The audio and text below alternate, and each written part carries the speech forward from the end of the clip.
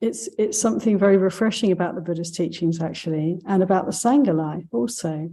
I mean, our community, in the Buddhist community, actually there's no hierarchy, there's no organization, there's no ecclesiastical authorities that the Buddha stipulated. Not at all. The Buddha gave each one of us the agency, the autonomy. The teachings are here for you. And in the Sangha, for the nuns and monks, it is remarkable, actually, the Vinaya structure, that it is this kind of mutual support network, if you like, democratic, the way we make decisions, the way we operate, ideally and properly, is very empowering of each person within the Sangha. The Buddha again and again emphasized, didn't he, that we need to be, we can be independent in the Dhamma teachings. They're here for each one of us, and it's up to each one of us to put them into practice. We're hearing from the Buddha something different, perhaps, from the many spiritual teachings in his day, that there's nothing hidden here, there's nothing obscure. It's all open and available for each one of us. Let's return to the sutta. And the Buddha says, if there's anyone who thinks, I'll take charge of the Sangha of mendicants, or the Sangha of mendicants is meant for me, let them make a statement regarding the Sangha. The realized one doesn't think like this. So why should he make some statement regarding the Sangha? So again, this is just worth pausing. My goodness. The Buddha is renouncing any kind of authority. It's really something to take in. Here he is, the teacher, the leader. Our human nature, or our enlightened nature, we often like to create figures of authority, don't we? And to give our power away, to rely on them. Look at all the religions, with all respect. Many religions are asking us to give our agency away to the priest, to God, to the higher power, to have faith in certain things, but not to think too much or to investigate too much, just to accept our place in the scheme of things. Well, the Buddha here, leader of this whole Sangha, in his day, in his own lifetime, many, many followers, thousands of followers, lay and monastic. And he's saying, I have nothing to say about the Sangha. I'm not an authority. He's really saying I'm not a worldly authority, isn't he? Because he's an authoritative teacher. He's teaching the Dhamma, but he's not a leader in the sense that we may... Ananda was trying to get him to take up that role, to be that. And the Buddha's here telling us something very important, I think. There's much to contemplate here. Let's continue. The Buddha says, now I am old, elderly, and senior. I'm advanced in years and have reached the final stage of life. I'm currently 80 years old. Just as a decrepit cart keeps going by relying on straps, in the same way, the realized one's body keeps going by relying on straps, or so you'd think. This very touching image, which I'm sure is familiar to many of us, where the Buddha compares himself to an old cart held together by bits of leather, thongs, and bits of rope. Very touching. In other places, he talks about this very shaky vehicle now. Very difficult to maneuver around. a burden that he's carrying. Can we relate to that?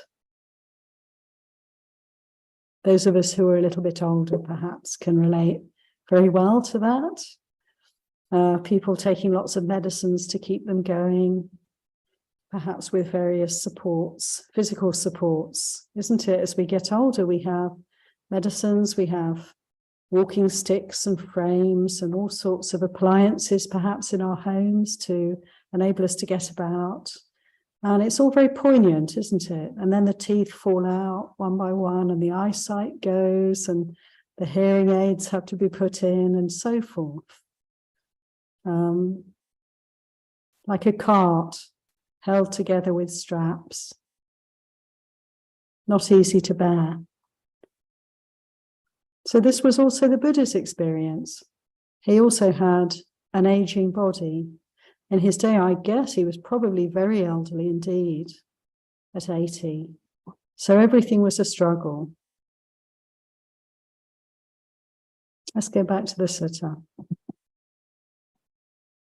Sometimes, he said, the Buddha went on, sometimes the realized one, not focusing on any signs, and with the cessation of certain feelings, enters and remains in the signless immersion of the heart. Only then does the realized one's body become more comfortable. The Buddha practicing meditation. How many of us experience when we meditate an easing of physical difficulties? It may not be that pain goes away, but there can be a different relationship with that pain.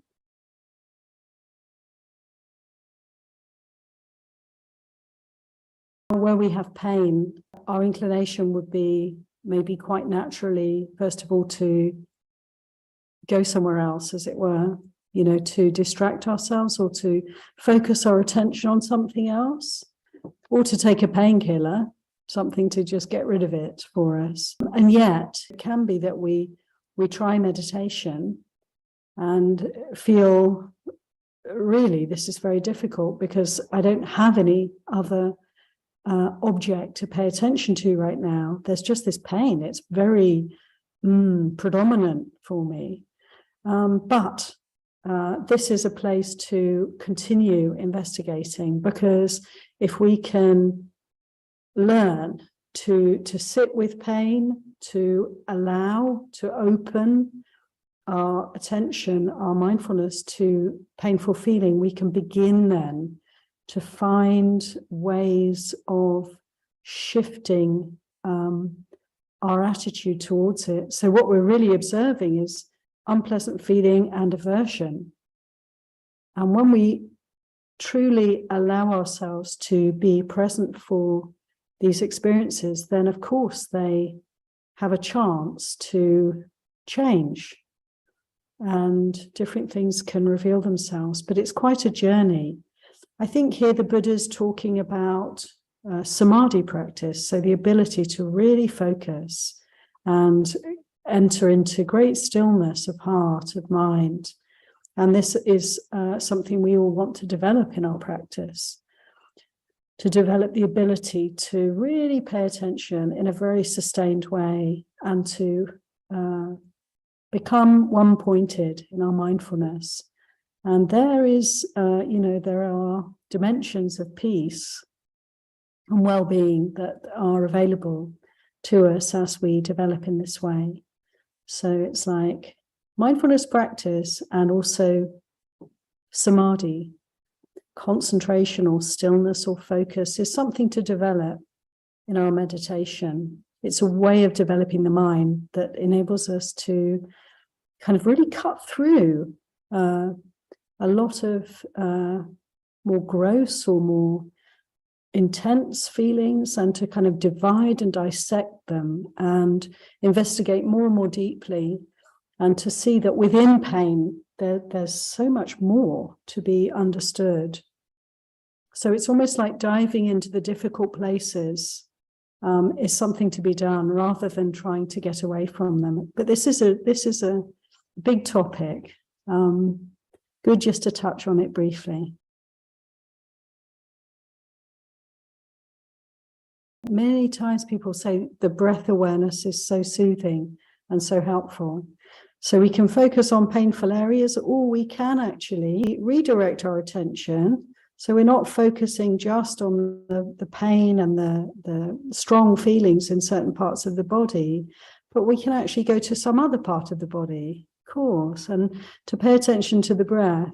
There's no pain in the breath. And we can really, we're still present, we're still aware of the body, we're just enabling ourselves to stay present without being overwhelmed. I know people will sometimes say, oh, go to the hands, go to the palms of the hands, or to the feet, or to the top of the head. And that's quite interesting. All these extremities, it's almost like an invitation, you know, for the energy to come out. But actually that really works very well, because the feeling in those parts of the body is often quite pain-free. Not always, of course, but to pick an area that's not painful and to just get really tuned into the subtle sensations that are there. So a real redirecting of the attention. I would say both are valuable, both to pay attention elsewhere and also to come back from time to time and investigate painful areas, but just knowing, you know, when the time's right, to learning when it's right, when it's good for the heart to move away from that and come back to something more neutral. Okay, let's go back to the sutta because time's nearly up. Come to the wonderful conclusion together. So the Buddha says, Ananda, live as your own island, your own refuge, with no other refuge.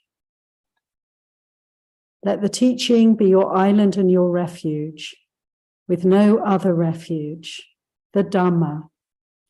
Let the Dhamma be your island and your refuge, with no other refuge. We don't need any other refuge. How do we do this? We meditate, observing an aspect of the body, keen, aware, and mindful, rid of aversion and desire for the world. We meditate, observing an aspect of feelings, keen, aware, and mindful, rid of desire and aversion for the world. We meditate, observing an aspect of mind, keen, aware, and mindful, rid of desire and aversion for the world. And we meditate, observing an aspect of Dhamma, of principles, of phenomena, keen, aware, and mindful, rid of desire and aversion for the world. This is how we can live as our own island, our own refuge, with no other refuge. That is how the teaching is our island and our refuge, with no other refuge. The Buddha says, whether now or after I've passed, any who shall live as their own island, their own refuge, with no other refuge, with the Dhamma as their island and their refuge, those mendicants of mine who want to train shall be among the best of the best. Sadhu, sadhu, sadhu. What an encouragement for us. What a simple and yet profound teaching. This is the way to go. Ekaya no mago. This is the one way. This is the direct path of practice. So how beautiful. And I feel in this sutta we learn some amazing things. This episode in the Buddha's life, so touching, so poignant. And his attitude towards leadership and the need or the not need for it. And then at the end, he tells us, we We are the island. We are the teacher. We are the guide for ourselves. It's like we are empowered by this Dharma. Each one of us. We're both empowered, and also, isn't it, we have this responsibility. It's almost a bit scary sometimes to recognize that it's up to us, each one of us, to put these teachings into practice. So I hope you enjoyed this sutta. It's kind of a historical sutta, but full of great Dharma that is so worthy of our attention.